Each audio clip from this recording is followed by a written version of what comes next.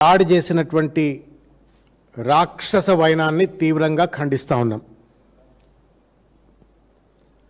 ఒక కేంద్ర హోంశాఖ మంత్రి అయ్యుండి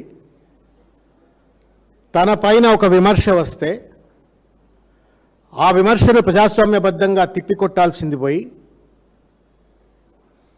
తగుదనమ్మా అని చెప్పని అడ్డమైనటువంటి ఒక బూతులు మాట్లాడి ఒక అమ్మకు పుట్టినరా అయ్యకు పుట్టినరా అని చెప్పని కనీస ఇంగితం లేకుండా విఘ్నత లేకుండా ఇష్టం వచ్చినట్లుగా తూలనాడి సిగ్గు ఎగ్గు లేకుండా ఇవాళ బండి సంజయ్ గారు మళ్ళా బీఆర్ఎస్ పార్టీ కార్యాలయం పైన దాడి చేయటాన్ని ఇది గుండా రాజ్యంగానే చూడవలసి వస్తుంది తప్ప ప్రజాస్వామిక రాజ్యంగా చూడటానికి వీల్లేదు.